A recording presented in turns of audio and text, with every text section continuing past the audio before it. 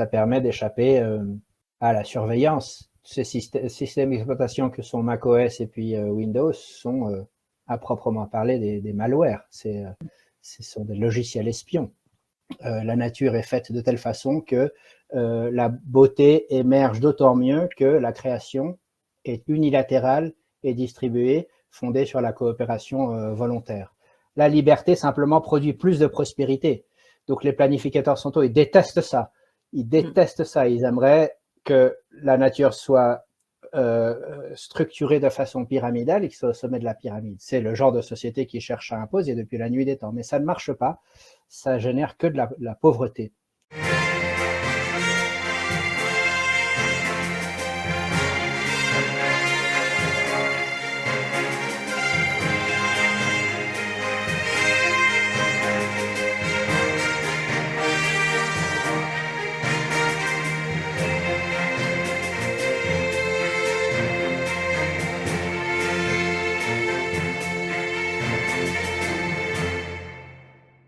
Bonjour à tous, bienvenue sur le Farandole. Alors j'accueille aujourd'hui Ikaros. Bonjour Ikaros. Bonjour. Mais avant de lui laisser la parole, je vais introduire un petit peu cet entretien qu'on va avoir tous les deux. Alors c'est juste pour le rappel, mais ce 21e siècle, il nous a fait rentrer dans une ère digitale, on va dire. C'est une évolution qui quelque part est passionnante, parce que ça octroie pas mal de confort, ces révolutions numériques. Il y a des services pas mal rendus qu'on peut faire, mais aussi la possibilité de créer, de conserver du lien avec des gens qui sont distants géographiquement. Donc c'est vraiment des choses qui sont passionnantes, mais ça peut aussi être effrayant, à juste titre. On le sait, il y a plusieurs dangers du numérique qui sont bien connus, qui sont pointés du doigt. Par exemple, on peut citer tout ce qui est les aspects physiques, physiologiques, avec les troubles du fonctionnement cérébral si on utilise de manière non appropriée ou maîtrisée ces outils-là, notamment les troubles de l'attention, la mémoire, le développement cognitif, surtout chez les jeunes publics. On peut citer aussi tout ce qui est psychologique, santé mentale, la dérive des réseaux sociaux, le cyberharcèlement, c'est pas facile. Il y a évidemment des manipulations, des arnaques. Il y a des gens aussi qui se substituent un petit peu à la vie réelle. Et enfin, le gros morceau, la vampirisation de nos données personnelles pour les utiliser afin de contribuer à cette société de consommation excessive, on va dire. Donc ça, c'est des exemples qui ne sont pas exhaustifs de tous les dangers qu'on pointe du doigt avec les outils numériques. Mais dans cette société où l'outil numérique est souvent utilisé plus pour, je dirais, asservir, entre guillemets, les populations, on observe régulièrement, du coup, une technophobie qui s'est développée et qui est légitime parce que justement on identifie ces nouvelles technologies comme responsables de ces maux. Pourtant, c'est plutôt leur utilisation qui est responsable de ces maux et il existe plusieurs moyens de se prémunir de tout ça, voire d'utiliser les outils numériques à notre avantage en tant qu'outils à caractère, on va dire, émancipateur pour nous permettre de retrouver notre liberté. Et ça permet éventuellement de revoir quand même pas mal notre manière de percevoir les possibilités qui s'offrent à nous. Et donc aujourd'hui, je reçois Ikaros pour aborder tout ça. Alors bonjour Ikaros, est-ce que tu pourrais commencer par te présenter brièvement à nos auditeurs? Bonjour Céline, oui, volontiers. Alors je suis un ingénieur en télécommunications. J'ai travaillé toute ma vie dans la sécurité informatique. J'ai fondé plusieurs entreprises dans ce domaine. J'ai audité plusieurs dizaines de réseaux, de banques et de gouvernements. Et en 2008, je me suis réveillé à la nature du système esclavagiste, obscurantiste et totalitaire dans lequel on vivait. Ce qui m'a réveillé, c'est le fait que le Politburo suisse, généralement appelé la Banque nationale suisse, la Suisse, c'est c'est le pays où je vis, où j'ai grandi, et le Politburo à Berne a imprimé 58 milliards de francs suisses pour pour les offrir à l'UBS, la plus grande banque du pays, dans le cadre de la soi-disant grande crise financière de 2008. Et ça, dans le pays de la consultation démocratique, de me rendre compte que ça puisse avoir lieu comme ça du jour au lendemain, sans aucun débat, et au contraire, avec une espèce d'orthodoxie et d'hypnose collective qui a fait dire à tous les experts que c'était parfaitement normal, alors que la semaine d'avant, ils auraient dit que c'était impensable. C'est ça ce qui m'a fait me rendre compte que les experts, les gens que j'estimais, étaient finalement des Thomas Diafoirus, et donc des charlatans. Et donc ça m'a pris quelques années à tout vendre, tout quitter, mais j'ai tout quitté en 2013 et je suis allé m'installer dans une région reculée des Alpes où avec d'autres familles on a fondé une cellule de liberté comme on dit. Nos rangs ont augmenté pendant le Corona Circus, évidemment, parce qu'on était un des seuls petits îlots de civilisation en Europe, confronté à un obscurantisme total. Et depuis 2020, j'ai toujours travaillé dans l'informatique. Depuis 2020, ce que je fais, c'est que je mets mes connaissances à disposition de la résistance pour aider des organisations qui se font censurer et surveiller, pour les aider à s'affranchir du big tech. Donc là où en 2019 c'était un peu ringard d'avoir son propre serveur mail, moi je m'en foutais, j'ai toujours eu mon propre serveur mail, mais à partir de 2020 ça a cessé d'être ringard, parce que là tout à coup on pouvait plus dépendre ni de Gmail, ni de YouTube, ni de Mailchimp et tous ces services cloud dont on s'est habitué en 2020, pour une certaine partie du public en tout cas, sont devenus à peu près inaccessibles. Donc c'est ça ce que je fais moi depuis 2020, et je travaille avec plusieurs organisations comme ça. Je fais de l'intégration open source et je les aide à développer une alternative souveraine, libre et ouverte aux solutions big tech, de façon à échapper à la censure et à la surveillance. Bah, c'est très intéressant et je te remercie d'ailleurs de nous accorder de ton temps pour aborder ce sujet qui est quand même primordial. Alors, pour essayer de mieux faire comprendre à ceux qui nous regardent et écoutent l'intérêt de tout ça, est-ce que tu pourrais, dans un premier temps, nous expliquer un petit peu les enjeux qu'on a de s'intéresser à tout ce monde numérique et de le prendre en main, plutôt que simplement, par exemple, le fuir ou le boycotter, comme certains auraient tendance plutôt à préférer faire? Alors, je vais l'expliquer d'abord en termes presque philosophiques, mais j'ai l'impression qu'il y a une tendance dans la résistance, mais dont j'ai l'impression qu'elle est également promue par les puissants, de nous pousser à une espèce de primitivisme, c'est-à-dire les objecteurs de conscience que nous sommes, et de nous pousser au primitivisme. Et en filigrane, donc ça veut dire primitivisme, ça veut dire renoncer à la raison, renoncer à la culture, renoncer à l'innovation, à la création, et que de nouveau cette position-là est promue. Il y a la technophobie, j'ai l'impression, est alimentée, et en filigrane de ça, il y a cette idée que les soi-disant élites, les maîtres du monde, sont du côté du progrès, sont du côté de l'innovation et de la technologie, alors que c'est parfaitement faux. Ça relève de la même propagande étatiste à laquelle on est confronté depuis qu'on est tout petit, où on nous suggère que si c'était pas pour les élites, nous autres, le tiers-état, serions encore enfoncés à l'âge des cavernes, et qu'on doit à l'aristocratie l'immense privilège de nous avoir appris à nous brosser les dents. Et moi, ce que je dis, c'est le contraire. Nous sommes du côté de la 5e symphonie de Beethoven, nous sommes les bâtisseurs de cathédrales, nous avons la haute main philosophique, intellectuelle et morale. Les soi-disant élites, ceux qui gouvernent le monde, sont enfoncés dans l'obscurantisme et dans les superstitions, ce sont des barbares. Ils sont incapables de création, incapables d'innovation.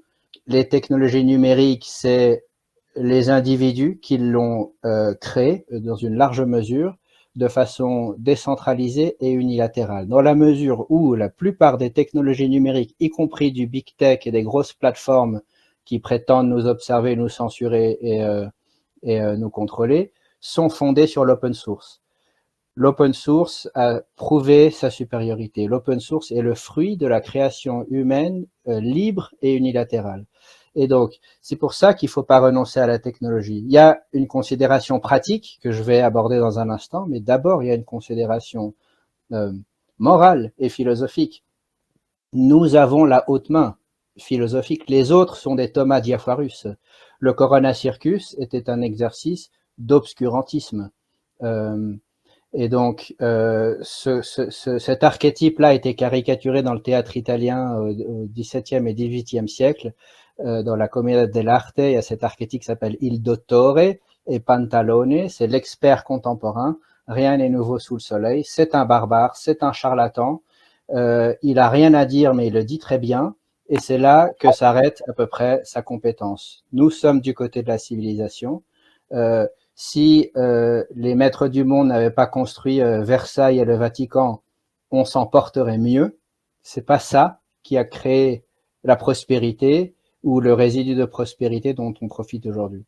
Donc voilà, ça c'est la première chose. Ensuite, la deuxième chose d'un point de vue pratique, les maîtres du monde, les barbares qui prétendent nous gouverner, ont envie de s'octroyer une espèce de monopole technologique pour imposer une sorte de technocratie.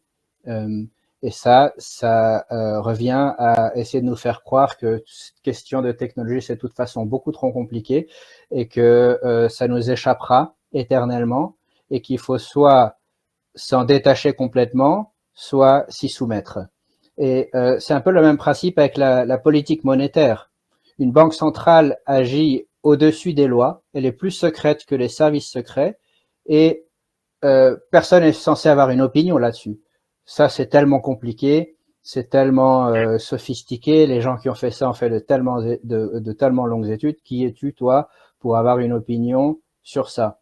Et pourtant, les gens qui manipulent les taux d'intérêt et manipulent la création monétaire sont des charlatans, ce sont des Thomas Diafoirus, ce sont des gens qui sont instruits au-delà de leur intelligence, ils ont beaucoup trop de vocabulaire pour ce que leur esprit peut finalement appréhender, et ils mettent en œuvre des politiques monétaires d'expansion de la dette qui génèrent de la misère, de la pauvreté et de la guerre et de l'injustice. Mais on n'est pas censé avoir d'opinion là-dessus, alors que c'est tout à fait abordable à tout un chacun. Donc il en va de même pour la technologie. Et j'espère que pendant l'interview, l'entretien qu'on fera aujourd'hui, on pourra démontrer que c'est le cas, que c'est finalement pas si compliqué, qu'il existe des moyens tout à fait abordables pour échapper à la censure, à la surveillance, etc. Et que nous avons la haute main intellectuelle. C'est l'objectif. Et en fait, c'est marrant ce que tu dis. Si tu regardes bien, le parallèle se fait dans tous les domaines. Parce que là, tu viens de citer le domaine monétaire, mais c'est pareil dans le domaine de la santé. On n'a plus le droit de s'intéresser à sa propre santé. Il faut s'en référer à des spécialistes de la santé qui ont été formatés d'une certaine manière. Et je parle en connaissance de cause, puisque j'ai fait partie de ces écoles de santé. Et je vois bien comment on est formaté, malheureusement, par les intérêts pharmaceutiques, à n'utiliser qu'une médecine qui est vieille de 100, 150 ans, alors qu'on avait des moyens de se soigner bien avant. Et le parallèle peut être fait de la même manière en responsabilisant les gens pour leur rendre la possibilité de s'intéresser dans tous les domaines de leur vie à ce qu'ils sont capables de faire. Donc, justement, on va aborder la suite. Dans l'optique justement de devenir résilient, on va dire, autonome au niveau numérique, enfin autonome, c'est peut-être pas la bonne, mais souverain au niveau numérique, et parce que je sais qu'il y aura beaucoup de ceux qui nous écoutent qui vont se poser la question inéluctablement, par quoi toi tu conseillerais de commencer concrètement?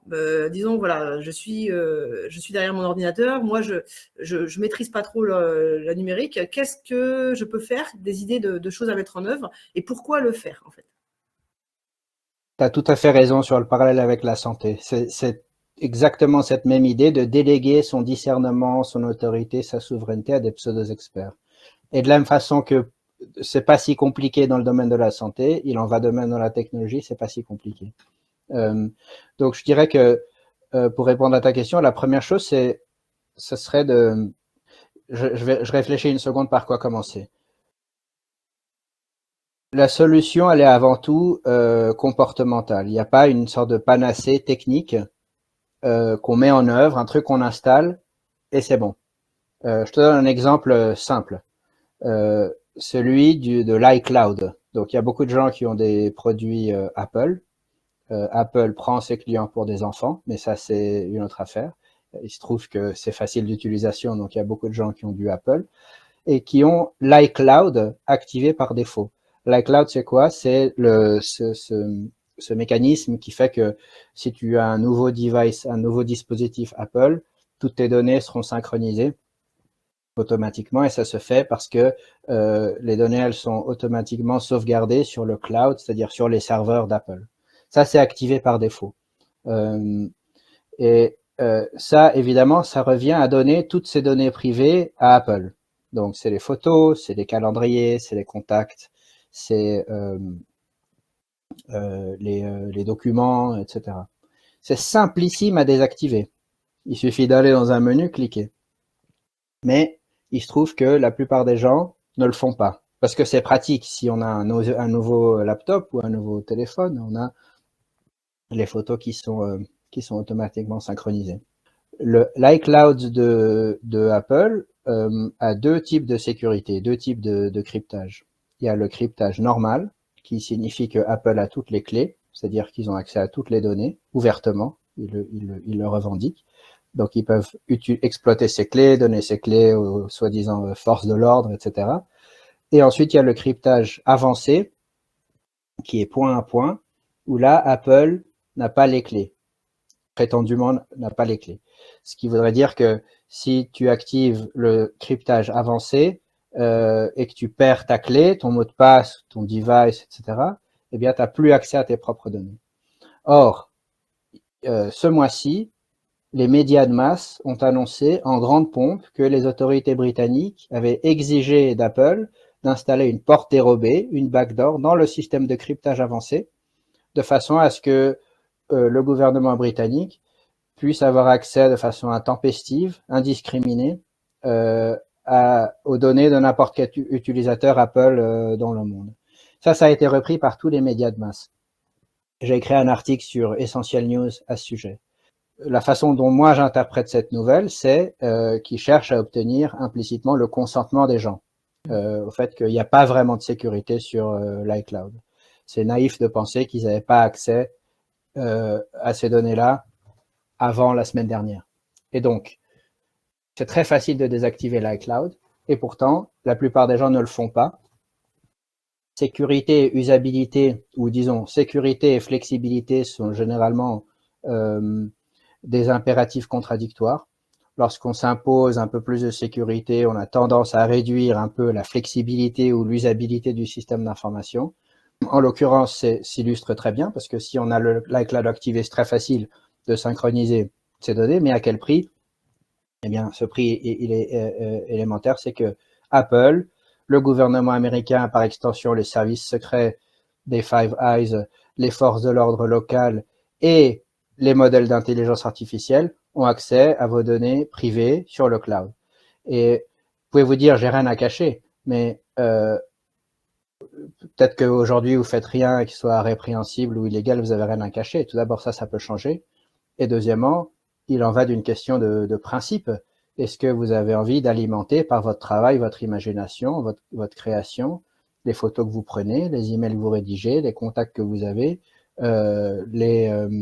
les systèmes d'intelligence artificielle des entreprises Big Tech. Donc, la première chose que je dirais, c'est si vous avez un Apple, imposez-vous une toute petite contrainte de ne pas pouvoir synchroniser en 5 minutes, mais plutôt en 15 vos données d'un dispositif à l'autre et désactiver l'iCloud. Parce que, et donc, c'est ce que je disais, il en va d'abord du comportement. Pas vous dire, voilà, téléchargez tel logiciel et puis c'est bon, vous pouvez vous comporter n'importe comment, continuer à uploader tout et n'importe quoi sur Facebook, sur Instagram, etc. C'est pas comme ça que ça marche. La première chose à faire, c'est d'adapter son comportement et donc de faire ça. Désactiver l'iCloud. Ah oui, désactiver l'iCloud et puis arrêter de mettre des trucs privés sur les réseaux sociaux, évidemment. Mais je pense que beaucoup de vos lecteurs ne le font pas. Ils uploadent pas des photos de leurs enfants sur Facebook. C'est toute la question de la traçabilité. En plus, c'est un sujet qu'on a abordé récemment, il y a quelques temps avec Guylaine Lanctot. La traçabilité, c'est vraiment une première chose à arrêter, en fait. Cesser tout ce qui permet de mener jusqu'à nos données, jusqu'à nous, jusqu'à notre intimité, parce que c'est une espèce de viol d'intimité, en quelque sorte, mais avec notre consentement, puisqu'on le fait de notre propre chef, quelque part. Donc, voilà. Ouais. Donc, je donne des recommandations par ordre décroissant d'importance et ordre croissant disons, de difficulté. Alors, la première, c'est désactiver l'iCloud. Avant ça, mais je le mentionne même pas, c'est ne pas poster volontairement de données privées sur Facebook et je ne sais quoi.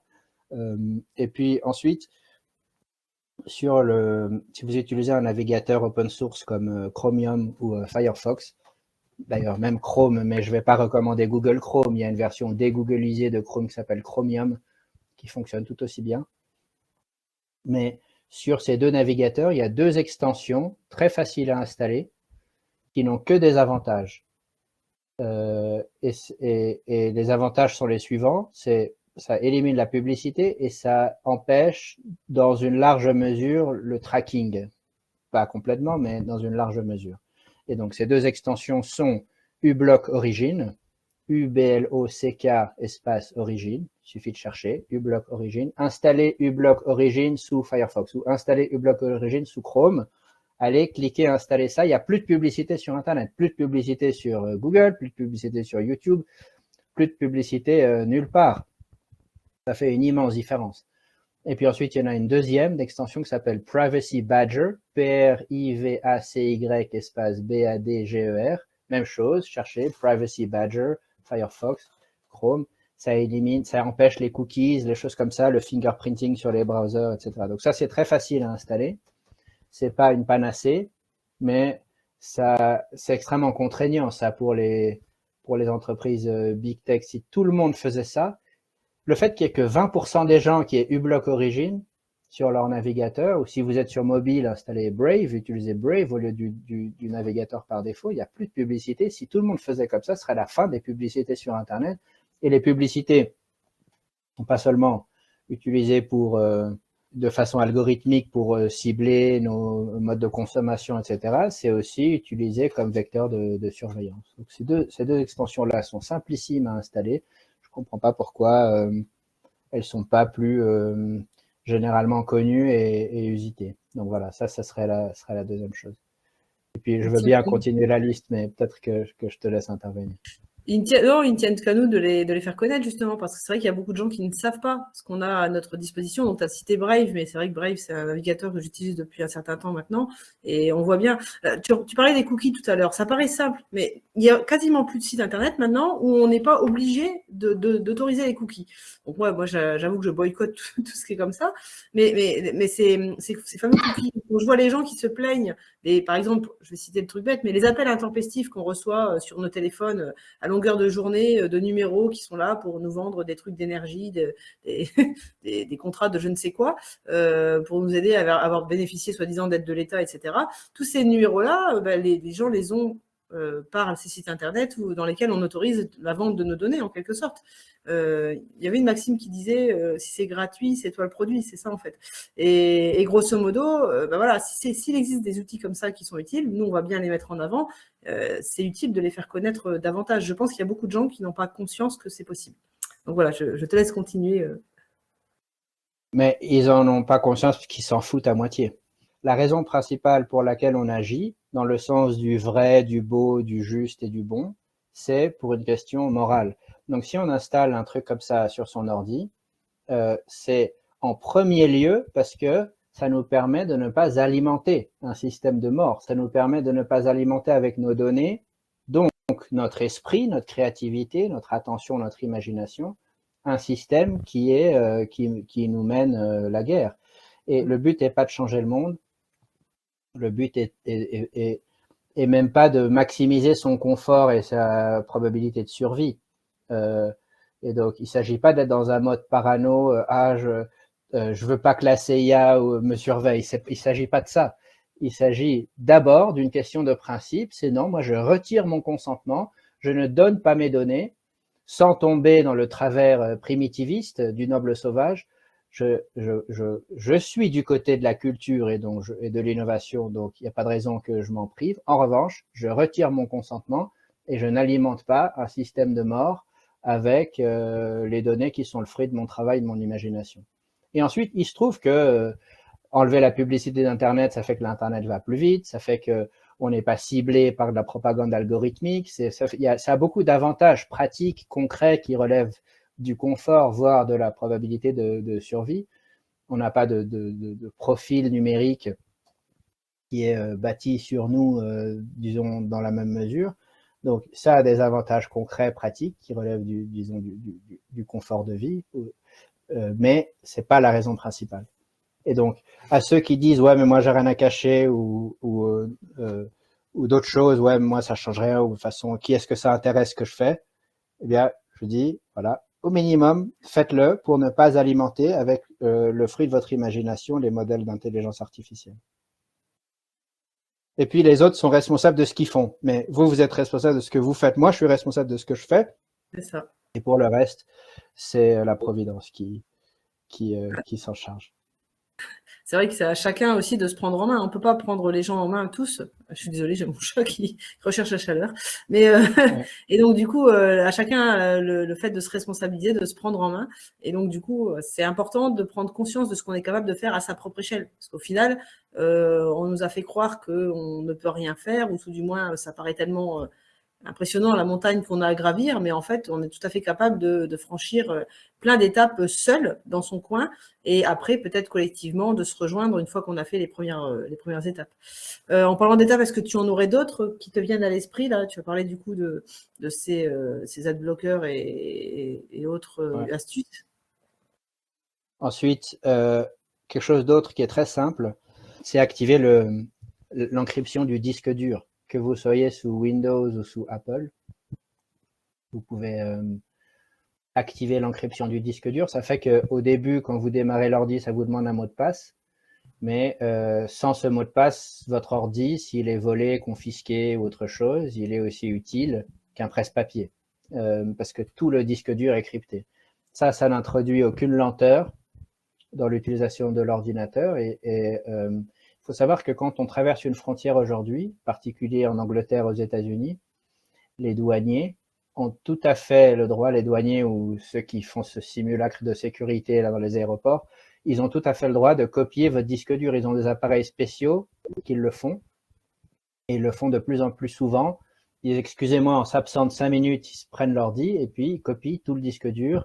Et puis ça, de nouveau, ça va alimenter un système de surveillance, etc. Donc, activer l'encryption du disque dur, c'est tellement facile à faire et c'est tellement contraignant. Dans le cas où on vole votre ordi ou autre chose, c'est pas une protection contre le piratage à proprement parler, puisque quand l'ordi est allumé, les données ne sont pas cryptées. Mais quand l'ordinateur est éteint, en cas de perquisition intempestive, en cas de, disons, de copie intempestive à une frontière, en cas de perte ou vol de l'ordinateur, ça représente une immense contrainte. Et dans la mesure où c'est facile et gratuit à mettre en œuvre, je le recommande généralement toujours. Donc ça serait l'étape d'après. Donc, Donc concrètement, l'encryptage, il suffit juste de sécuriser sa session avec un mot de passe.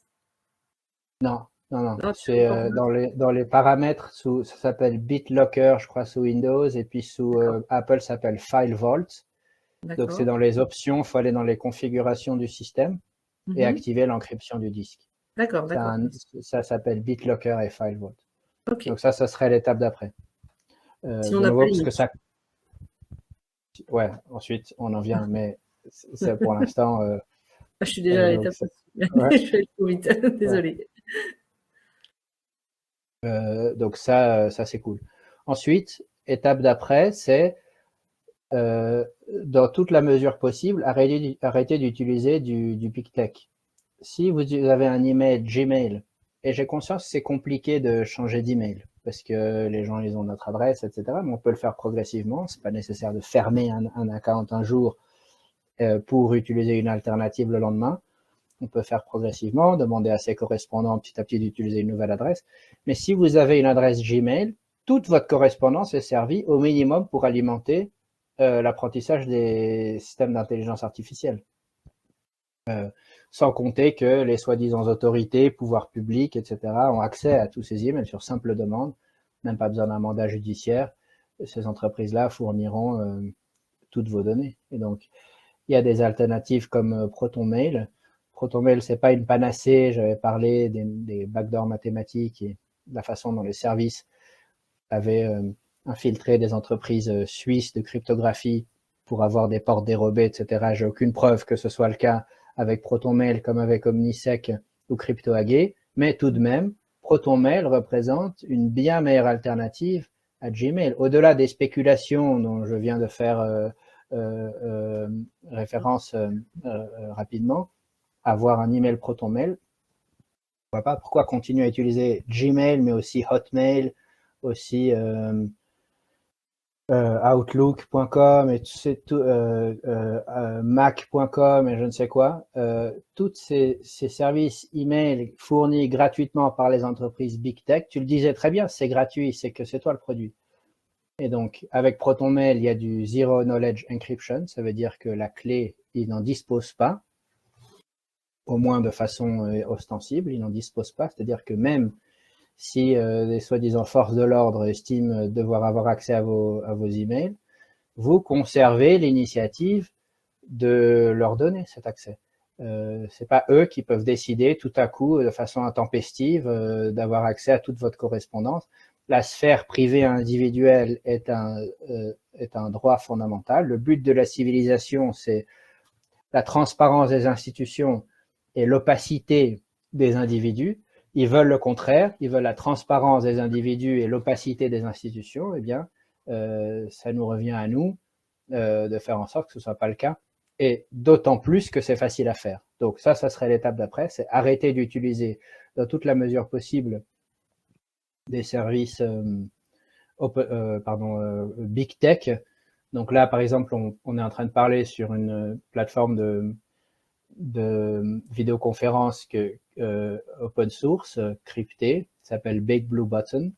Il y a des alternatives, il y a quelque chose comme Jitsi, jitsi.org, ça fonctionne très bien, ça fonctionne aussi bien que Google Meet ou que Teams ou Zoom ou je ne sais quoi. Pourquoi pas utiliser ça? Il y a Brave Talk, donc si vous avez Brave Browser, le browser Brave, il y a aussi un système de vidéoconférence intégré qui est basé sur Jitsi, qui est open source, qui est crypté. Pourquoi pas utiliser ça plutôt que Teams, Google Meet et... Donc de nouveau, ça relève du comportement, ça relève, c'est un petit changement d'habitude.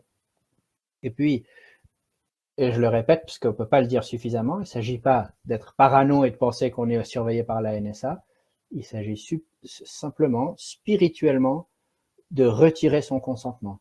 Et de dire, moi je fais de mon mieux, dans la limite de mes moyens, pour retirer mon consentement à ce système-là totalitaire et esclavagiste. Donc le moins que je puisse faire, c'est cesser de profiter des fruits d'un système qui cherche à me traduire en esclavage.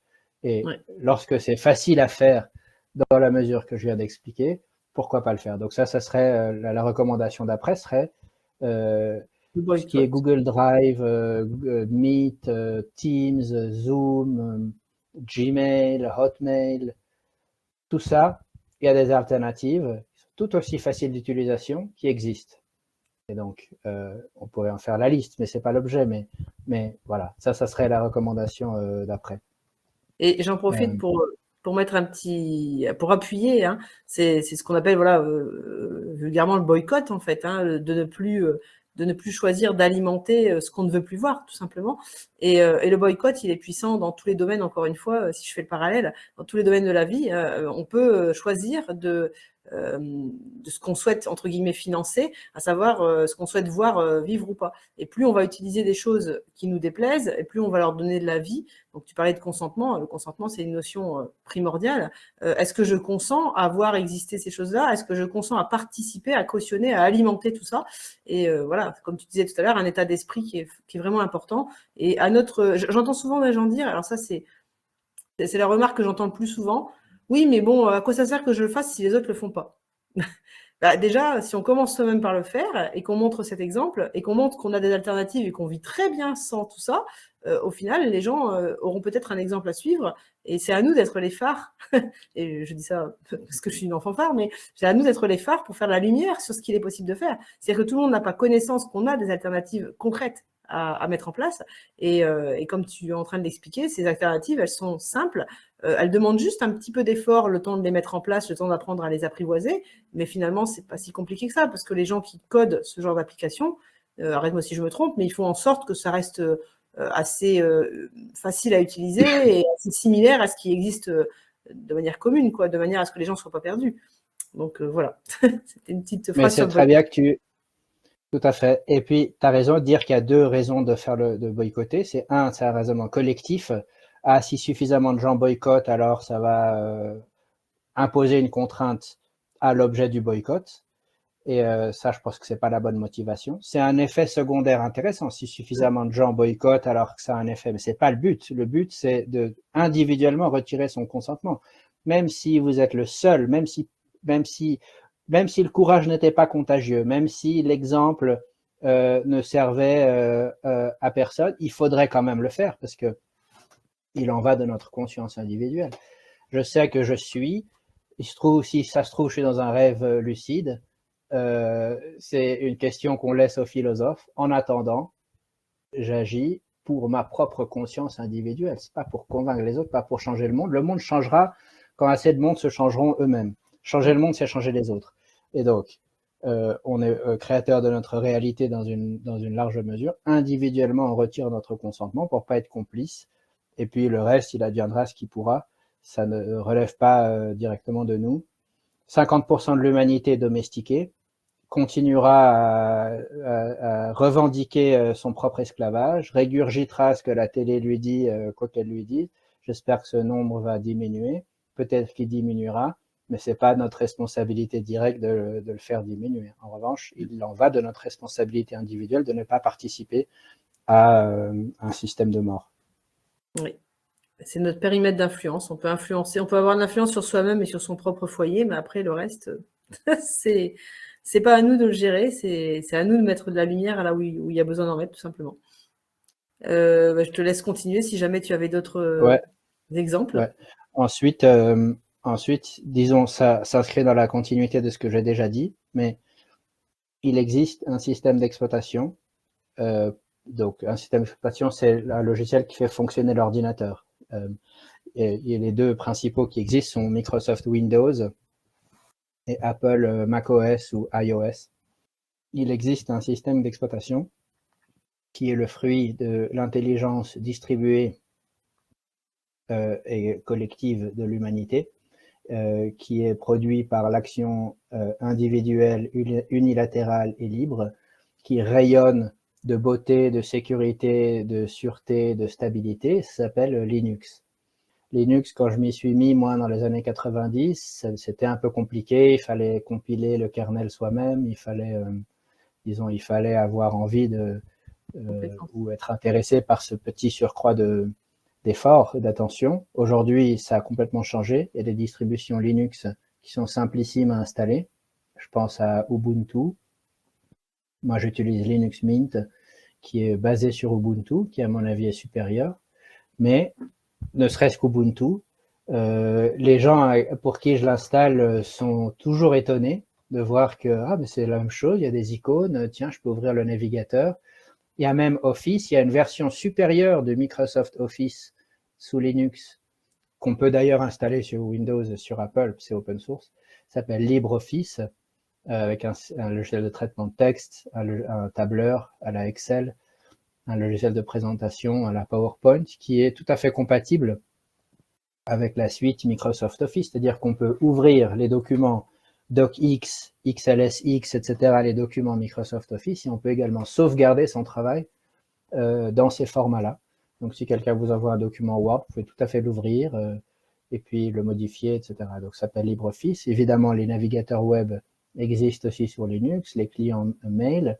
Et donc, la seule raison pour laquelle ce serait difficile pour quelqu'un d'utiliser Linux, ce serait, premièrement, s'il utilise des logiciels professionnels qui n'existent pas sous Linux. Je pense en particulier à la suite Adobe. Donc, quelqu'un qui utiliserait Adobe Photoshop, Adobe Illustrator, Adobe After Effects, etc. La suite Adobe, et c'est vraiment tout un monde.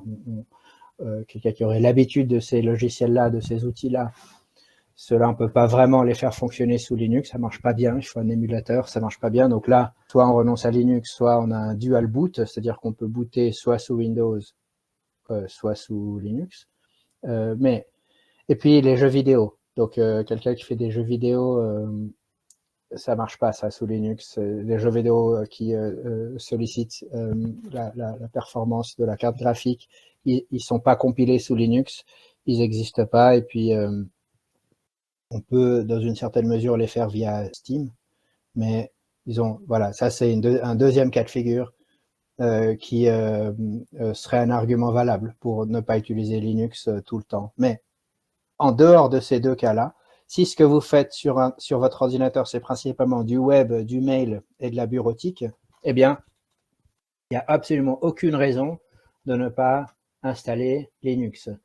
Et En Suisse, même l'administration fiscale, tous ces logiciels de comptabilité, ces trucs comme ça, remplir ses déclarations d'impôts, tout ça, ça existe aussi sous Linux. Il y a de plus en plus disons,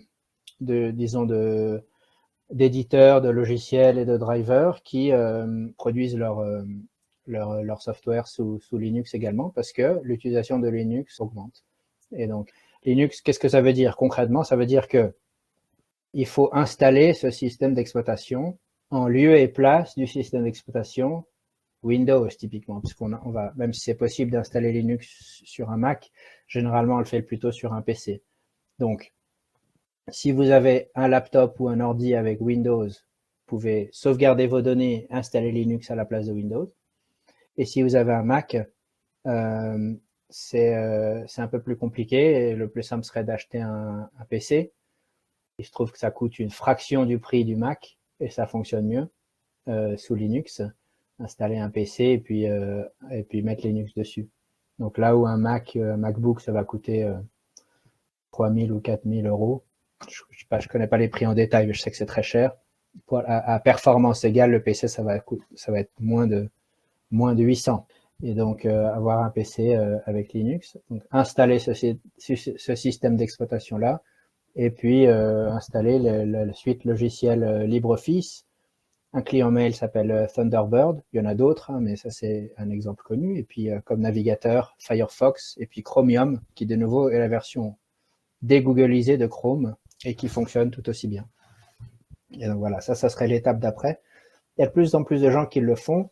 Il y a même de plus en plus d'entreprises d'administration qui le font, parce que c'est devenu tellement simple d'utilisation, et parce que ça permet d'échapper à la surveillance. Ces systèmes d'exploitation que sont macOS et puis Windows sont, à proprement parler, des malwares. Ce sont des logiciels espions. Donc on a parlé du backup sur le cloud, mais c'est pas que ça. Il y a des updates intempestifs, c'est autant de portes dérobées qui peuvent être introduites. Il y a de la soi-disant télémétrie. Si vous installez Windows et que vous surveillez le réseau, regardez ce qui se passe. Mettez que vous n'avez pas Internet. Je crois que c'est même plus possible d'installer Windows sans avoir Internet. Mais dans la version précédente, je crois qu'on pouvait encore installer Windows sans avoir d'accès à Internet. On met « j'ai pas Internet » et on voit quand même que ça envoie toutes sortes de choses, toutes sortes de télémétrie online sur le serveur de Microsoft. Je ne sais pas ce que ça envoie. Et puis, après l'installation, ça le fait constamment. Même si on fait tous les efforts possibles pour désactiver ça, ça le fait constamment. C'est en constante communication avec les serveurs Microsoft. Donc, installer Linux, c'est de nouveau devenu tellement facile, tellement abordable, sans compter que c'est gratuit. C'est plus stable, c'est plus sûr. Et que ça rayonne de l'intelligence distribuée de l'humanité. Pourquoi ne pas le faire? Donc, certes, il faut sauvegarder ses données, puis faire l'effort d'installer Linux, mais ça vaut la peine. Il y a beaucoup de tutoriels online sur la façon de le faire, et ça serait la recommandation suivante. Et je rebondis juste 2 secondes pour que les gens comprennent bien comment c'est né de l'intelligence collective et en quoi c'est quelque chose de sécurisé. Est-ce que tu pourrais expliquer rapidement ce que c'est que l'open source de manière vulgarisée pour que les gens comprennent bien comment ça a été créé en fait, tous ces systèmes? Parce que moi j'ai mis le nez là-dedans et le jour où on m'a dit installer Linux, je suis allée voir, puis après j'ai dit mais oui, mais il y a plein de versions, il faut que je choisisse laquelle. Bon voilà, ça c'est vraiment, on se rend compte qu'en fait il y a eu énormément de versions qui ont été faites et c'est là qu'on se rend compte qu'il y a beaucoup de gens qui ont planché dessus et qui ont mis au service du commun leurs compétences de développement pour développer des applications qui soient accessibles à tous et qui plus est gratuitement, même si c'est bien de temps en temps d'essayer de donner il y a des financements participatifs pour essayer d'aider ceux qui donnent du temps là-dedans. Mais voilà, est-ce que tu pourrais juste expliquer vaguement, brièvement le principe de l'open source pour que les gens comprennent comment c'est né tout ça et ce qui est beau dans dans tout l'open source et dans tout le fait que les gens soient et agissent ensemble, quoi. Des logiciels libres. Je vais expliquer ce que c'est, mais en racontant une anecdote. En 1996, j'étais en voyage avec mes parents en Californie et on était hébergés chez des amis à eux, dont la fille, qui avait une trentaine d'années, était développeur chez Microsoft, mais senior déjà. Et moi, je venais découvrir Linux. Je trouvais ça fantastique, ce système auquel n'importe qui peut contribuer, comme ce qui est devenu Wikipédia. Wikipédia, ça n'existait pas encore, mais ce système d'exploitation, ce noyau, tellement tout le monde peut écrire du code c'est totalement méritocratique, on s'en fout si vous êtes blanc, noir, violet ou jaune, si vous êtes un homme ou une femme, si vous avez 8 ans ou 80 ans.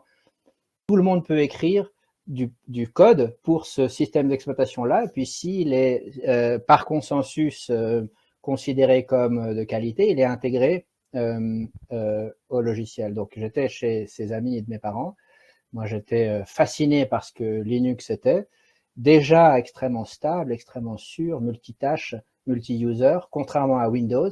Windows, c'était l'époque de Windows 95, Windows NT4, c'était pitoyable en termes de multitask, multi-user. Et donc, j'ai une conversation avec cette développeuse senior de Microsoft. Et je lui ai dit, mais tu connais Linux, fantastique. Ah, et puis elle m'a, gentiment, mais avec quand même un mépris qu'elle avait du mal à dissimuler, m'a répondu, ouais, mais enfin, c'est pas sérieux, ça. Comment est-ce que un système qui est développé par des gens dont on contrôle pas la compétence, qui sont pas rémunérés, qui sont pas organisés, qui sont pas structurés, sans hiérarchie, comment est-ce que ça peut jamais espérer dépasser un noyau comme celui de NT4 qui fait ses preuves, qui est largement supérieur à tout ce qui existe sur le marché? C'est bien pour les enfants, ça, mais c'est pas sérieux. Ça va jamais supplanter Windows. Qu'est-ce qui te fait penser que ça puisse avoir une chance? Donc, si j'avais eu de la répartie à l'époque, j'aurais dit, pour la même raison que le communisme, ça marche moins bien que la liberté économique. Communisme ou fascisme, qui sont deux faces de la même pièce, ça fonctionne moins bien que la liberté individuelle.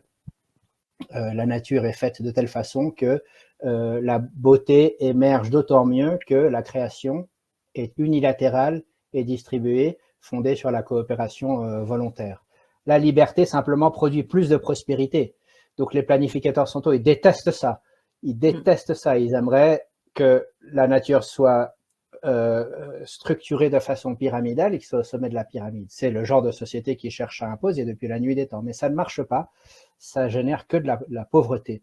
Et donc, j'aurais répondu ça. Mais je n'ai pas eu la répartie. J'étais un peu humilié, je dois le dire, par cette Uber développeuse de Microsoft qui manifestait un mépris total vis-à-vis de Linux, mais ça ne m'a pas découragé. J'ai continué à l'employer.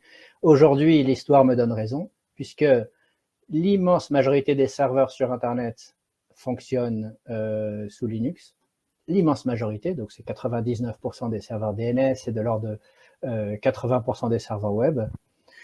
La plupart des plateformes end-user aussi, dans la mesure où Android et iOS, donc les téléphones portables, tous les téléphones portables sont basés soit sur Linux, soit sur FreeBSD, qui est le cousin de Linux. macOS X, donc le système d'exploitation sur les Mac, c'est également un kernel open source, donc un noyau open source. Ils ont ajouté une couche de merde, excuse-moi le français, mais par-dessus, mais en dessous, c'est hyper beau. macOS X, parce que c'est FreeBSD, ça fait rare, ou Linux. Et donc, depuis les satellites jusqu'au téléphone portable des gens, en passant par les serveurs DNS, les serveurs web, etc., Linux a largement démontré sa supériorité. Et plus que Linux, c'est le principe de l'open source et le principe naturel de la création unilatérale, distribuée et volontaire.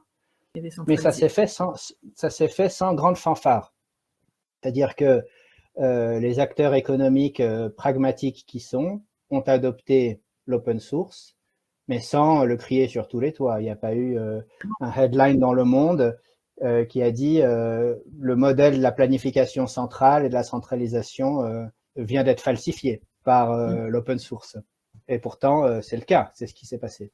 Et après, je vais juste expliquer ce qu'est Linux, mais la deuxième petite anecdote que j'aimerais citer, celle de Wikipédia. Wikipédia a beaucoup de critiques à formuler à l'égard de Wikipédia, bien sûr, parce que il y a une règle dans Wikipédia, pour que quelque chose figure dans l'encyclopédie, ça doit avoir été traité par une source soi-disant notable. Or, les sources notables sont contrôlées par les charlatans, et donc il y a beaucoup d'obscurantisme également dans Wikipédia. Mais tout de même, si on compare Wikipédia à la plus proche alternative, qui est l'Encyclopédie Britannica. L'Encyclopédie Britannica a 250 ans. Elle a 20 fois moins d'articles que Wikipédia et elle existe dans une seule langue et il y a un niveau, un niveau de fiabilité statistique inférieur que Wikipédia. Wikipédia, ça a 20 ans, ça a 20 fois plus d'articles, ça existe dans, je crois, 80 langues ou plus. Et donc, Wikipédia, malgré ses défauts, a surclassé largement en moins de 2 décennies une encyclopédie qui a un quart de millénaire. Qui, elle, est fondée sur le modèle centralisé du conseil de vieux sages qui élabore des articles et qui n'arrive pas à produire des articles qui soient aussi fiables que ceux de Wikipédia, sans parler même de la quantité d'articles. Et donc là encore, Wikipédia, au début, quand c'est sorti, si tu te rappelles, les experts, les élites et autres charlatans avaient énormément de mépris pour Wikipédia. Non, mais n'importe qui peut contribuer, non, mais c'est n'importe quoi. Rien ne vaut une bonne encyclopédie universalis en 24 volumes. Et aujourd'hui, ils se taisent parce qu'ils ont compris que, d'abord, il y a beaucoup d'études qui ont démontré le surcroît de fiabilité de Wikipédia. Deuxièmement, il y a les sources, on peut tout à fait aller vérifier. C'est beaucoup plus abondant et beaucoup plus immédiatement accessible. Donc là non plus, ça s'est jamais fait en grande fanfare. Tous ces experts, ces charlatans qui avaient dit que Wikipédia n'était pas fiable, ça mènera jamais à rien, et puis que ce modèle, de toute façon, n'importe qui peut contribuer, est complètement ridicule, ils n'ont pas fait amende honorable. Ils n'ont pas expliqué que leur modèle centralisateur élitiste avait été falsifié. Et pourtant, c'est le cas, de nouveau, avec Wikipédia. Donc, Linux, qu'est-ce que c'est? Linux et l'open source, de manière générale, qu'est-ce que c'est?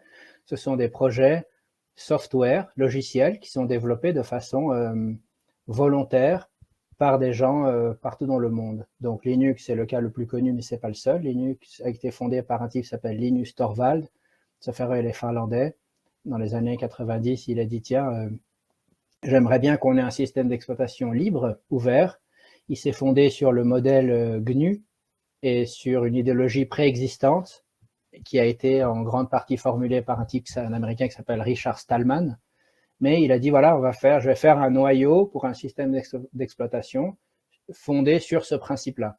Et c'est ce qu'il a fait, ça s'appelle Linux du fait de son prénom, qui c'est Linus, qui est un prénom scandinave.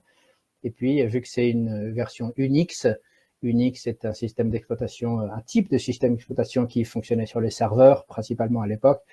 Il a appelé Linux comme pastiche entre Linus et Unix. Et voilà, et puis beaucoup de gens ont trouvé l'idée cool, des développeurs professionnels notamment, mais pas seulement, et ont décidé de contribuer à ce code.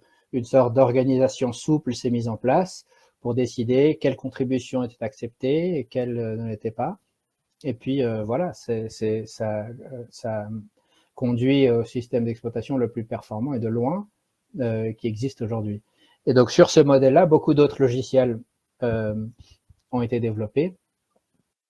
GNU, j'ai parlé de l'open source, le logiciel libre. C'est pas Linux qui a inventé le concept, mais donc ça a permis de le démocratiser. Il y a des choses extraordinaires. Je pense à un truc comme Godot, qui est un moteur de création de jeux vidéo. Je pense à quelque chose comme Blender, qui est un logiciel pour faire de la 3D, de l'animation, qui sont absolument merveilleux. Et de penser que des choses si performantes, si efficaces sont le fruit de contributions volontaires, c'est merveilleux. Et ce qui est particulier avec l'open source, c'est que le software n'appartient à personne, ou plutôt appartient à tout le monde. Donc, ça implique qu'en anglais ils appellent the right to fork, ou le droit de forker, de créer une branche. Et donc, ça veut dire que si un logiciel open source que vous aimez, mais que vous considérez que le développement récent ne va pas dans le sens que vous estimez le meilleur, eh bien, vous pouvez prendre ce logiciel et dire, moi, je fais un fork, je vais faire une nouvelle branche, je donne un nouveau nom, et voilà, maintenant, c'est ça. Et donc, ça veut dire qu'il y a une concurrence permanente entre les développeurs, mais une concurrence bienveillante. Oui. Premièrement, le code, puisqu'il est ouvert, ça pousse les développeurs à créer du beau code, parce qu'il en va de leur réputation et de leur honneur. Deuxièmement, puisque le code est ouvert, la probabilité qu'une faille logicielle survive est bien moindre. On la découvre beaucoup plus vite, donc l'espérance de vie d'une faille est bien moindre. Et troisièmement, puisque le code est ouvert, est libre et peut être forqué à n'importe quel moment. Quelqu'un n'est pas content de la façon dont ça se passe, il prend le logiciel, ce logiciel lui appartient et il fait sa propre branche. Et donc, il y a plusieurs exemples, ça s'est passé, mais MySQL, qui est un système de base de données open source, a été racheté un jour par Oracle. Et puis, c'était extrêmement performant, ça dépassait largement la performance des systèmes Oracle. Oracle, c'est le mastodonte des bases de données historiques. Donc, ils ont racheté MySQL, c'est-à-dire qu'ils ont racheté la marque, mais le code lui-même, la licence n'a pas appartenu à Oracle après l'acquisition. Ça ne pouvait pas appartenir à. Donc, il y a des gens qui se disent, ah tiens, moi, je ne suis pas content du fait que ce soit contrôle désormais MySQL. Donc, ils ont fait un fork qui s'appelle MariaDB. Et en quelques mois, MariaDB commençait à recevoir une contribution sur performance que MySQL. Donc, le mastodonte qui est Oracle a acheté MySQL en essayant de se l'accaparer. Et très vite, ça s'est effrité entre ses mains, ça a disparu. L'argent qu'ils ont mis dedans, finalement, était en pure perte puisque MariaDB est né des cendres de MySQL et aujourd'hui est largement plus utilisé que MySQL. Il y a plein d'exemples comme ça, mais ce right to fork est une dimension essentielle de l'open source. Donc l'open source illustre la supériorité de la création libre, volontaire et unilatérale. Et si seulement la société fonctionnait comme ça, si la redistribution de richesse est vertueuse alors qu'elle est volontaire. Mais si on pouvait choisir à quel contrat social on adhère, s'il y avait une véritable concurrence institutionnelle, si la France, par exemple, si chaque département français était souverain comme un canton suisse et que chaque département avait une autonomie fiscale, judiciaire, législative, et puis qu'à Paris, il ne reste plus que le ministère des Affaires étrangères, ça serait de loin le pays le plus riche au monde. Si on pouvait vivre comme ça, avec un système politique décentralisé, ce contrat social-là, je vais adhérer à celui-là, et il n'y a pas d'initiation de violence, mais chacun adhère au contrat social qui lui convient le mieux, on vivrait dans un monde très différent. Et l'open source a démontré la supériorité de ce modèle. Ok, ouais, la décentralisation, c'est une clé, hein, c'est une clé pour avancer, hein, en effet. Bah, merci, c'est vraiment un beau rappel de ce que ça peut faire. Et c'est beau de voir que en fait, tous ces modèles ont été faits par l'intelligence collective, tout simplement, bon, par des gens lambda, vous, moi, on est capable de faire plein de choses et il faut juste en prendre conscience et utiliser nos talents respectifs parce on a une diversité de talents qui est merveilleuse. Donc là, on parle du numérique, mais je pense que on est capable de le calquer sur pas mal de domaines aussi, si tant est qu'on se donne les moyens d'avancer ensemble, quoi, et de partager en open source tout ce qu'on fait, quoi. Donc, c'est déjà pas mal de conseils. Est-ce que tu en avais un dernier ou est-ce que tu avais déjà fait le tour de tout ce que tu voulais dire? Ensuite, il y a des cas particuliers pour les entreprises, par exemple, quelqu'un qui a une entreprise, même une petite entreprise ou une raison individuelle. C'est d'autant plus important, évidemment, de privilégier l'open source. Mais disons, dans les grandes lignes, c'est ça. Ensuite, la cryptographie forte. On a parlé de l'encryption du disque. On a parlé de l'encryption de l'email indirectement avec ProtonMail. Mais utiliser la cryptographie forte pour ses sauvegardes, par exemple, ces choses-là. Donc, il y a d'autres recommandations plutôt secondaires. Mais ça dépasse la sécurité au sens strict. Par exemple, je vais donner l'exemple de LibGen. LibGen, c'est la nouvelle librairie d'Alexandrie. C'est 2,5 millions de livres en accès libre. Je vais vous donner mon opinion sur le copyright. Une information, pourquoi est-ce qu'on dit on y vit dans l'ère digitale ou numérique? C'est simplement pour représenter le fait que le mot information est devenu synonyme du mot nombre. C'est pour ça qu'on dit numérique, c'est que c'est un nombre. La 5e symphonie de Beethoven, c'est un nombre. On comprend que dans un fichier informatique, il y a beaucoup de petits nombres l'un à côté de l'autre, mais beaucoup de petits chiffres l'un à côté de l'autre, mais beaucoup de petits chiffres l'un à côté de l'autre, ça veut dire quoi? C'est un grand nombre. Et donc, la 5e symphonie de Beethoven, c'est un nombre. Si j'étais capable de crier par ma fenêtre des chiffres et que mon voisin prenait note, je pourrais lui transmettre la 5e symphonie de Beethoven en haute définition. Ça prendrait du temps, ce ne serait pas optimal en termes de bande passante, mais ça fonctionnerait. Et la raison pour laquelle je rappelle cela, c'est que information est synonyme de nombre, un livre, une œuvre, une symphonie, un film, c'est tous des nombres. C'est qu'on ne peut pas interdire les nombres, on ne peut pas réguler la prononciation des nombres. C'est immoral d'essayer de le faire. En plus, c'est impossible. Est-ce qu'on a une liste des nombres interdits? Est-ce qu'on protège la prononciation de certains nombres? Et qu'en est-il de ces nombres moins 1 ou de la racine carrée de ces nombres? C'est absolument ridicule. Et donc, lorsqu'on qualifie de piratage le simple fait de répéter des nombres, ou autrement dit de copier des fichiers, on se livre à une manipulation, une propagande subtile. La copie n'est pas du vol. Si je vole ta voiture, tu n'as plus de voiture.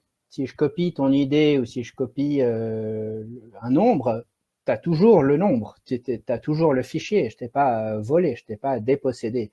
À la limite, je peux avoir créé un coût d'opportunité pour toi, mais je ne t'ai pas dépossédé de ta création. Donc, si tu as une idée que tu estimes suffisamment précieuse pour demeurer secrète, eh bien, garde le secret. Mais dès lors que ce nombre a été partagé avec l'humanité, c'est absolument immoral de chercher à contrôler la libre diffusion de ce nombre.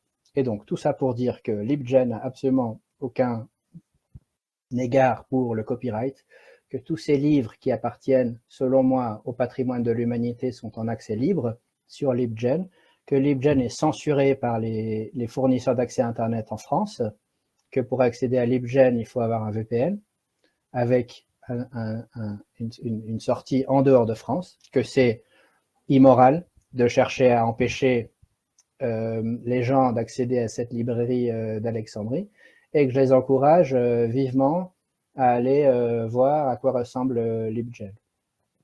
Que de nouveau, c'est 2,5 millions de livres avec en spécial sur les livres rares, sur les ouvrages scientifiques et sur la littérature. D'ailleurs, à moins que le livre vienne d'être publié, c'est très rare de ne pas trouver le livre qu'on cherche sur LibGen, que ce soit en PDF ou que ce soit en format pour lire sur des lecteurs numériques, donc des formats type EPUB, etc. Et donc, ça aussi, c'est très bien. Surtout si on est dans des domaines scientifiques et que la littérature scientifique, qui est le fruit de la recherche subventionnée, est ensuite monopolisée par des géants comme Elsevier, qui imposent des prix proportionnés pour la littérature scientifique. Ce sont des cartels qui sont le fruit de la régulation par l'État. Donc, initier la violence pour empêcher la libre prononciation des nombres, c'est immoral. La copie vol, c'est d'ailleurs la philosophie de l'open source.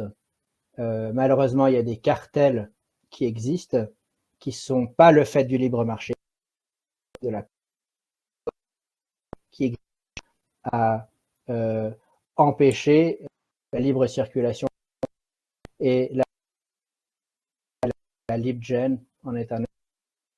Et donc, pour agir dans le sens de la liberté individuelle et de la souveraineté numérique, il convient également d'aller sur LibGen, prendre ses livres, plutôt que de les commander sur Amazon. Et puis, si on aime le livre, rien n'empêche de faire une donation à l'éditeur ou à l'auteur, ou d'acheter le livre en librairie pour soutenir la librairie, etc. Mais de la même façon qu'on ne va pas acheter un CD pour toutes les musiques qu'on écoute, on ne peut pas raisonnablement remplir ses bibliothèques de tous les livres qu'on lit. C'est terminé. Et donc, il convient d'aller découvrir ce qu'est LibGen et puis, dans la mesure du possible, l'utiliser au minimum pour évaluer les livres qu'on compte acheter. Et je rebondis là-dessus parce que cette idée de piratage, c'est quand même quelque chose qui est. Mais j'ai deux exemples qui me viennent en tête. C'est que déjà, il existe des bibliothèques municipales, par exemple, mais autres, qui permettent de prêter des livres. Je pense à tous ces livres qu'on peut trouver aussi sur les marchés opus, qui sont des livres qu'on n'achètera pas dans les librairies. Donc, dans tous les cas, ça ne se fera pas. Mais pourtant, la formation, la connaissance est transmise. Tout du moins, ces livres-là sont transmis d'une autre manière. Et pourtant, c'est pas immoral, puisque de toute façon, le but, c'est que ça aille. Et comme tu dis si bien, si on trouve qu'un auteur mérite notre soutien d'une certaine manière, on peut le soutenir. On peut découvrir justement des auteurs qu'on n'aurait peut-être pas découvert autrement et se dire, bon, voilà, j'ai envie de le soutenir, je vais acheter son livre pour pouvoir moi-même derrière le transmettre, par exemple. Ça arrive souvent que des gens lisent un livre qu'on leur a prêté et le rachètent derrière pour eux-mêmes l'avoir ou pour eux-mêmes le transmettre à des gens de leur entourage. Donc ça, c'est une chose. Et j'ai un exemple concret qu'on a eu il n'y a pas longtemps. Alors, si, il y a une troisième chose aussi, mais un exemple concret qui disait qu'en général, quand il y a un livre qui a été mis dessus, ça permet des fois à d'autres gens de le racheter derrière. Donc en fait, au final, il n'y a pas d'histoire de... On n'empêche pas la vente de ce livre, puisqu'on va juste le faire découvrir autrement. Donc ça, c'est une chose. Et la deuxième chose qui m'a fait sourire, c'est que si demain j'ai envie de lire un livre d'un auteur que je n'ai pas envie d'alimenter, à qui je n'ai pas envie de donner de l'argent. Je vais citer un truc tout bête, mais j'ai envie de lire un petit peu le livre de Klaus Schwab, parce que j'ai envie de voir ce qu'il dit, parce que je trouve que c'est intéressant de savoir un petit peu ce qu'on nous prévoit comme avenir, entre guillemets. Si j'ai envie de le lire, je vais quand même pas m'amuser à l'acheter et à donner de l'argent à quelqu'un que je ne cautionne pas. Tu vois ce que je veux dire? Donc, c'est aussi une autre manière de transmettre un petit peu les informations sans avoir pour autant à cautionner quelque chose qui est derrière. Donc, non, je pense pas qu'il y ait nécessité de couper ça au montage parce que c'est une notion qui mériterait d'être. Alors, bien sûr qu'il y a un côté légal, mais légal n'est pas forcément moral. Et c'est une notion qui mériterait d'être discutée sincèrement avec pas mal d'institutions. Mais bon, on sait de quel côté sont les institutions. J'adore cet exemple que tu donnes des livres seconde main, des livres qu'on prête, etc. Si les cartels pouvaient faire en sorte que ce soit interdit, ils le feraient. Ah oui, D'ailleurs, oui. lorsqu'on achète un DVD, je crois que c'est encore enfin, on n'achète plus de DVD, mais à l'époque, en tout cas, quand on allait au vidéoclub et qu'on louait des cassettes ou des DVD ou qu'on achetait des DVD, il y avait un message de menace au début. Oui. C'est interdit de diffuser ça en dehors du cercle strictement familial. Enfin, c'est complètement ridicule. On l'a acheté. Et c'est controversé, c'est tellement dans les mœurs qu'ils ne peuvent pas raisonnablement l'interdire, mais il y a des gens qui ont développé l'argument que ça devrait être interdit de prêter des livres, que on ne possède pas le livre, que on possède le livre, mais on ne possède pas l'information qui est dedans, qu'il n'est pas de notre ressort de le prêter parce que l'information ne nous appartient pas. On a loué temporairement l'accès à l'information et si quelqu'un... Donc il y a des arguments comme ça qui ont été développés, qui sont complètement ridicules et c'est de toute façon inapplicable. Mais tu as parfaitement raison de citer cet exemple-là parce que c'est exactement du même ressort. Lorsque j'achète un livre, j'achète le support physique, l'information, elle, qui est un nombre, ne peut pas être détenue par quelqu'un. Sinon, moi, je dépose un brevet sur le nombre 25 et puis tous les dérivés de ce chiffre-là. Et puis, si tu veux utiliser ce chiffre, le prononcer ou y penser, tu dois me payer un droit d'auteur. Tu vois à quel point c'est ridicule. Sauf que le nombre là, en l'occurrence, il est plus grand. Et donc, oui, c'est bien de... En plus, l'exemple que tu cites d'être objecteur de conscience et de ne pas financer des auteurs dont on veut quand même se familiariser avec les élucubrations à des fins de recherche, c'est également une autre raison pour laquelle il faut connaître LibGen. Donc, c'est LIBGEN. .is ou .li ou .rs, ça dépend. Ils doivent changer de TLD assez régulièrement. Et puis en France, malheureusement, il faut avoir un VPN pour y accéder. Je mettrai les liens de tout ce que tu dis. Je ferai une synthèse des liens en dessous de la vidéo, puis forcément dans l'article. Ok. C'est déjà pas mal de choses. Je ne sais pas si tu en avais encore quelques-uns ou si tu avais fini la liste des principaux, on va dire, principales idées de choses qu'on peut mettre en œuvre déjà à son niveau. Non, mais si je devais conclure il y a beaucoup d'autres choses, on pourrait en parler. Je parlais des idées phares.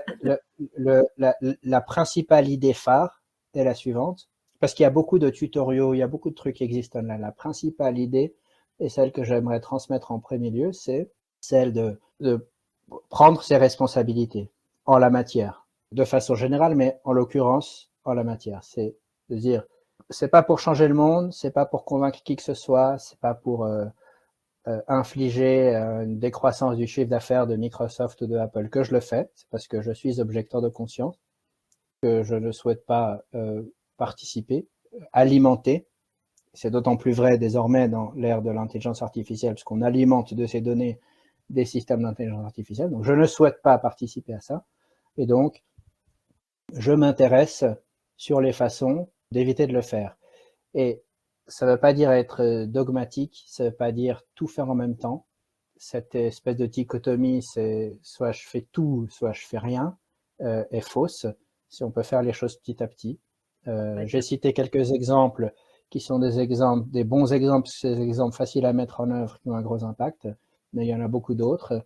Faire les choses petit à petit, rester pragmatique, se rappeler qu'on est du côté de la civilisation, on a la haute main intellectuelle et morale, les autres sont des barbares.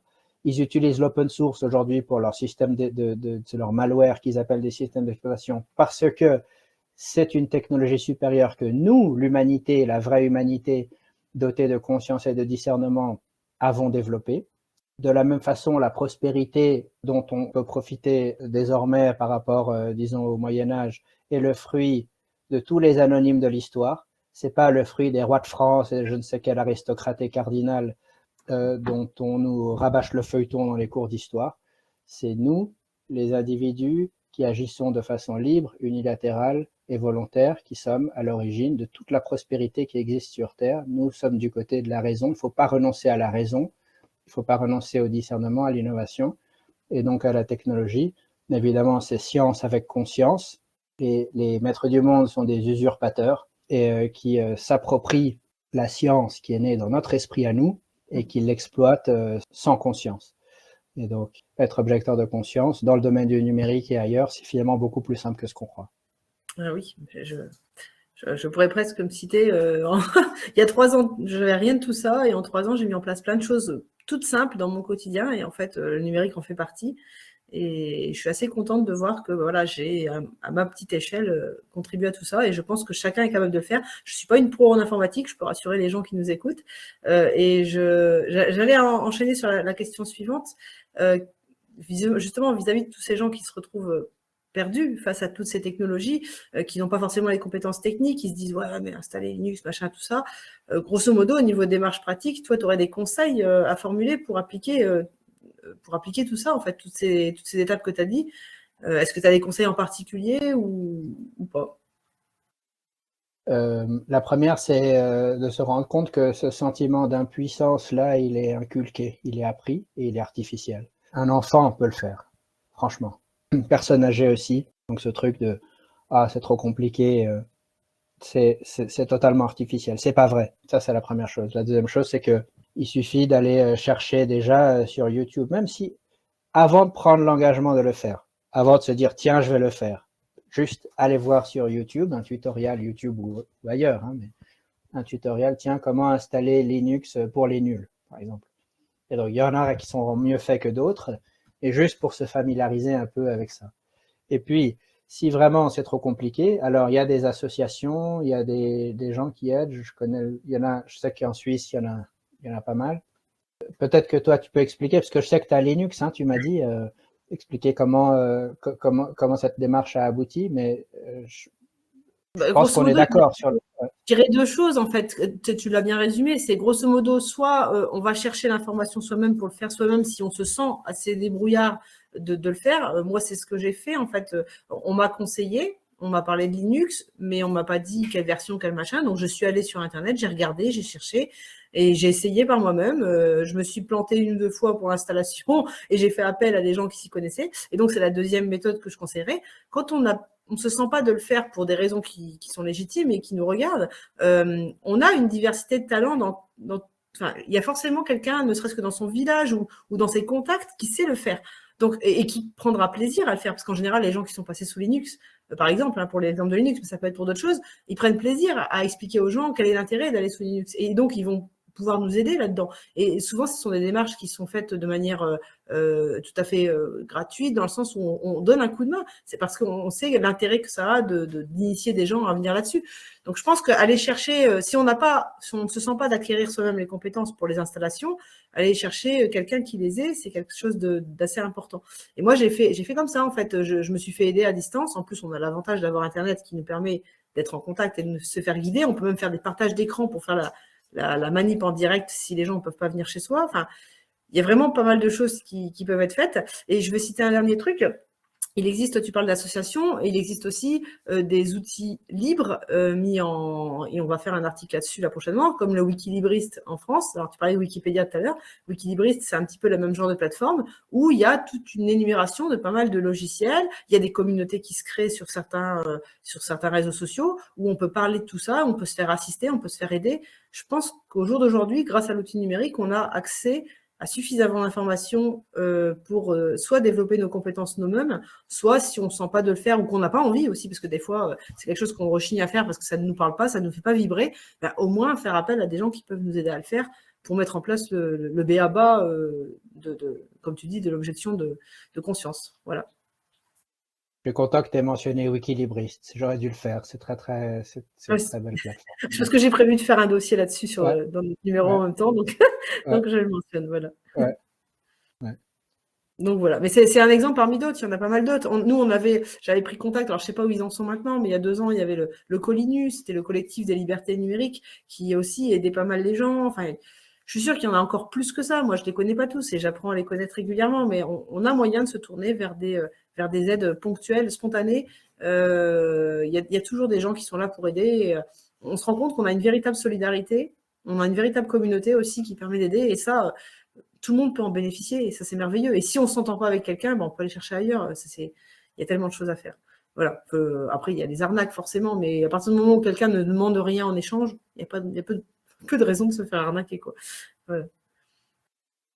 Ouais, on aurait pu parler de beaucoup d'autres choses. Hein. On aurait pu parler de crypto et de souveraineté monétaire, de la. Alors ça, on l'a fait. Je te rassure, on vient de sortir. On est en train de le finir. On est en train de sortir un numéro qui sera disponible au moment où la vidéo sera postée, qui s'appelle non, je dis des bêtises. Monnaie. Et on a parlé de pas mal de manières de faire en sorte que ces actifs soient déjà débancarisés, parce qu'il faut arrêter de tout mettre dans les banques, c'est centralisé. Donc on a parlé de tout ça, de la débancarisation de manière générale, comment protéger ces actifs, comment investir d'une certaine manière et comment utiliser les nouvelles technologies, la crypto, etc. En sachant que c'est pas en un numéro que vous saurez tout faire, mais c'est au moins vers où s'orienter pour se former davantage, parce que les cryptos, ça nécessite un peu de se former quand même. Hein. C'est un monde à part, mais c'est intéressant. Donc oui, tu as tout à fait raison de le mentionner. Et puis le crypto-anarchisme, c'est tout un mouvement, c'est toute une philosophie qui est héritière du mouvement cypherpunk des années 80, des années 90. Ça aussi, il y a tout un corpus d'idées, de principes. Le discours que j'ai tenu aujourd'hui, c'est un discours qui est dans une large mesure crypto-anarchiste. Dans le futur, on reparlait de ce sujet, on l'aborderait en ces termes-là. C'est vraiment la technologie comme outil d'émancipation. Il y a beaucoup de choses qu'on peut faire avec la technologie qui coupe l'herbe sous les pieds des puissants. On en a fait la démonstration ici dans notre petite cellule de liberté dans les Alpes. Mais ça, c'est le sujet pour un autre jour. C'est ça. Et petit rappel aussi, l'anarchie, parce que souvent l'anarchie maintenant c'est connoté négativement. L'anarchie, ça signifie pas que c'est le bordel, ça signifie pas que c'est que tout le monde fait n'importe quoi, n'importe comment et qu'on se respecte pas. L'anarchie, c'est juste l'absence de gouvernement centralisé en fait, tout simplement. Donc il est temps de se réapproprier aussi les mots qui ont été sortis de leur contexte. C'est pas quelque chose de mal que de souhaiter l'anarchie, de souhaiter de ne plus avoir de choses qui nous gouvernent. Je dis bien choses parce que pour moi, les institutions, ce sont des choses privées qui nous gouvernent pour des intérêts privés et qui ne sont pas forcément à notre avantage. Je peux dire un mot là-dessus parce que… Vas-y, je t'en prie. Quand on dit « moi, je suis pour une société libre », on dit « ouais, mais ensuite, il y a le plus fort qui vient avec un flingue et qui impose sa loi ». Et la réponse, c'est « bah oui, ça s'appelle l'État ». C'est ça l'État. Le type, il vient, au début, c'est un brigand, et puis ensuite, il se proclame roi. Mais c'est l'origine des États totalitaires et celui-là. C'est le cas. Et puis, dans une société où tout le monde serait libre et respectueuse, si quelqu'un vient déraper, il y aura toujours les autres qui seront là pour le rappeler à l'ordre, pour faire régner l'état d'esprit qu'on a choisi, en fait. Donc, l'humanité, elle est là. Enfin, moi, je vois souvent des gens qui disent « ouais, mais les gens… » Oui, les gens suivent bêtement parce qu'ils ne savent pas qu'il y a forcément des alternatives qui existent. Ils ne sont pas conscients de notre potentiel qu'on a en nous. Et c'est pour ça que ceux qui en ont pris conscience ont cette responsabilité de faire la lumière, de faire le phare, je pense. On a cette responsabilité de montrer une autre manière de faire. Et quelque part, Je vois beaucoup de gens, moi, dont l'humanité se bat profondément dans mon entourage proche. Beaucoup de gens qui n'ont pas forcément compris dans quel monde ils vivent, mais qui comprennent que ça ne va pas du tout et qui ont envie de faire changer les choses. Et ces gens-là, on peut les toucher. On peut les toucher en leur montrant des alternatives, en leur montrant que l'humanité, elle est pas, elle est corrompue, certes, volontairement par des gens qui ont cette intention-là, mais on est capable de reprendre le dessus et de la faire être ce qu'elle est vraiment, à savoir, comme tu disais, capable de créer une 5e symphonie à nous tout seuls, quoi. C'est notre pouvoir à nous, en fait. Donc voilà. Et la solution d'un point de vue pratique politique, c'est la décentralisation Ah oui. politique. Et c'est pour ça que le terme panarchie est préférable à anarchie, parce qu'anarchie, c'est l'absence d'État, ou imposer la liberté à tout le monde. Quelqu'un qui veut être domestiqué et qui veut vivre sous le joug d'un contrat social qui l'opprime, il a la liberté de le faire aussi. Et donc, anarchie, c'est la concurrence institutionnelle, décentralisation extrême du pouvoir et l'adhésion à des contrats sociaux volontaires, un peu sur le modèle de l'open source. Et donc, moi, personnellement, je choisirais, si on était dans une société libre, d'adhérer à un contrat social où on ne laisse pas les gens crever de faim, on ne laisse pas les handicapés qui ne peuvent pas travailler crever de faim, et où il y a une redistribution de richesses. Et je serais ravi de promettre 10%, 20% de mon revenu pour ça, pour financer l'instruction, pour financer l'aide aux plus démunis, etc. Mais la distinction, c'est que ça doit se faire volontairement. Aujourd'hui, l'impôt sert à alimenter une élite oligarchique, improductive et parasitique. La plus grande partie de l'impôt en France, par exemple, sert à payer les intérêts sur une dette odieuse, donc qui a été contractée de façon frauduleuse. Sans notre consentement, sans notre accord, sans notre consultation non plus. Donc, en effet. Ouais. Enfin, consultation éclairée, je veux dire, parce que des fois, Ouais. on nous donne l'impression d'être. Mais oui, c'est le principe de la collaboration où on ne souhaite plus collaborer. Mais là, on va partir sur des sujets un peu plus généraux. Donc, si on voilà, je suis d'accord avec toi. Il y a pas mal de choses à faire et notamment le fait de savoir sur quoi on se centre et à quoi on participe, qu'est-ce que l'on cautionne vraiment et qu'est-ce que l'on consent vraiment avoir. Et c'est à nous de bâtir d'une certaine manière ce qu'on a envie de voir vivre. C'est pas une phrase anodine hein, de dire qu'on veut représenter le monde qu'on veut voir exister. Ben, c'est exactement ça. Hein. Il faut soi-même déjà être capable de montrer ce qu'on est capable de faire. Bon, on a vu la plupart des choses qu'on voulait voir ensemble. Est-ce que éventuellement tu aurais d'autres étapes prochaines pour, admettons que les gens mettent en place un petit peu tous ces conseils que tu as déjà prodigués, quelles seraient selon toi les autres étapes prochaines à atteindre si jamais on veut aller plus loin dans la démarche? On a dit tous ces différents sujets sont congruents. Donc, la souveraineté numérique, c'est une chose. La souveraineté monétaire, c'en est une autre. Il y a une intersection via la crypto, qui est un moyen d'échange supérieur, mais ce n'est pas totalement la même chose dans la mesure où retirer son épargne du système bancaire, avoir de l'or physique, des choses comme ça, ça fait partie de cette souveraineté monétaire économique. Il y a l'organisation dans des cellules de liberté, etc. D'un point de vue strictement technologique, il y a des technologies qu'on peut mettre en œuvre qui sont plus actives, on va dire, et qui sont un peu plus borderline aussi, d'un point de vue de la stricte légalité dans certaines législations, mais il y a des choses qu'on peut faire activement pour, par exemple, imposer le silence radio, détecter des avions, etc., ou détecter des téléphones portables, typiquement dans un contexte de défense de sa cellule de liberté. Et donc, je ne suis pas en train de préconiser qu'on fasse ça dans un endroit où c'est illégal, mais ça fait partie des choses dont on peut en tout cas discuter d'un point de vue strictement académique et intellectuel. Ça serait ça l'étape prochaine. Ce serait vraiment crypto-anarchiste. Là, c'est passer à un niveau de proficience suffisant pour pouvoir se défendre non seulement passivement, mais activement aussi. Il y a des systèmes qu'on est en train de mettre en place pour rebooter Internet. Quand ils vont organiser le 11 septembre de l'Internet, on sait qu'ils sont en train de préparer un 11 septembre de l'Internet pour justifier une identité numérique obligatoire. En Europe, il y a le projet de EID, ça arrive en Suisse aussi, malgré d'ailleurs l'opposition du peuple qui a rejeté ce projet par référendum. Ils essaient de nous forcer à l'avoir. Donc, mettre en place des contre-mesures. Je vais dire une chose d'ailleurs au passage, c'est que lorsque la prochaine provocation arrive et qu'on vous dit les gens doivent être identifiés sur Internet, attention à ça, ou il faut réguler Internet de façon à préserver je ne sais quel droit, attention à ça, on n'a pas besoin de l'intervention de l'État, il faut rejeter toute forme d'intervention publique sur Internet. Ça va être présenté sous des bons sentiments. Ça va être des pseudo-héros comme Elon Musk, etc., qui sont susceptibles de le présenter. On va dire que c'est pour protéger les enfants ou pour garantir le droit à la liberté d'expression ou je ne sais quoi. Leur approche, c'est thèse, antithèse, synthèse. Leur objectif, la synthèse qu'ils attendent, c'est l'identification numérique obligatoire sur Internet. Il faut faire attention aux pièges qu'ils sont en train de préparer.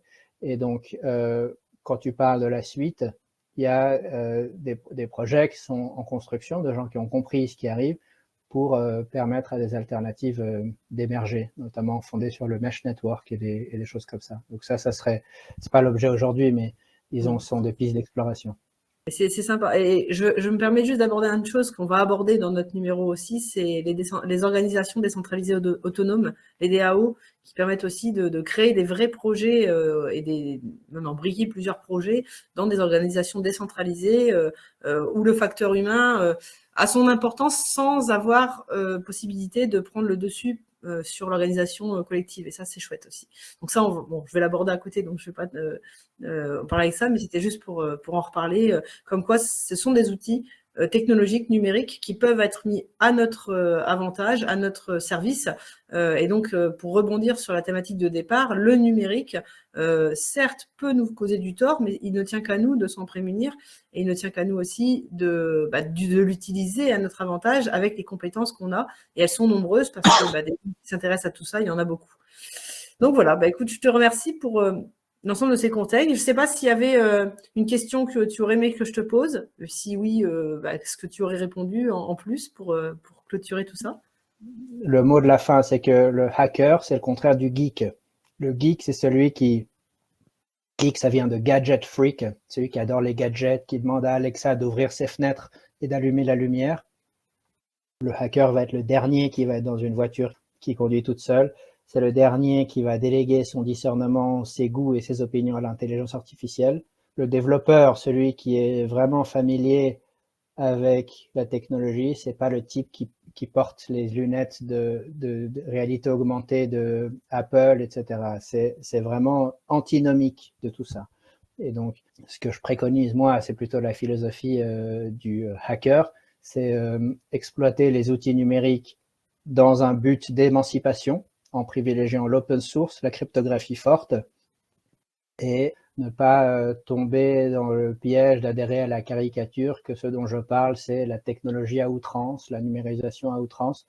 Le hacker est le premier qui va être opposé et développer des contre-mesures contre les systèmes biométriques, les systèmes de vidéosurveillance, la reconnaissance faciale, l'intelligence artificielle en de mauvaises mains, c'est-à-dire dans les mains de l'État qui sert à surveiller et à contrôler les populations. Donc c'est deux choses diamétralement opposées. Les soi-disant geeks qui utilisent les gadgets à outrance, qui utilisent la technologie où c'est pas nécessaire, c'est ceux qui comprennent la technologie le moins finalement. Qui comprennent le moins les conséquences de la technologie, on va dire. L'incidence. Même la technologie le moins. C'est ceux qui comprennent le moins comment ça fonctionne. Quelqu'un qui s'assied, qui achète une voiture qui conduit tout seul, il n'a jamais fait de software. Sûr. Ok. Merci beaucoup parce que c'est un beau rappel de le faire et c'est bon de savoir. Et pour ton information, parce que je ne te l'ai pas encore dit, mais le numéro va s'appeler Hacker, comme un hacker. Hacker vaillant, rien d'impossible. Voilà, c'est le petit nom qu'on a choisi parce que justement, on pensait faire référence à cette nécessité de se réapproprier les choses et de ne pas laisser des technologies nous asservir, mais au contraire, comme tu le rappelais si bien au tout début de l'interview, de faire en sorte que ce qu'on a mis en place, qu'on a créé par nos propres moyens, nous revienne et ne soit pas destiné à être retourné contre nous. Très bien, bravo. Écoute, je te remercie beaucoup pour cet entretien et puis on se reverra certainement pour d'autres choses en dehors. Volontiers. Merci Céline.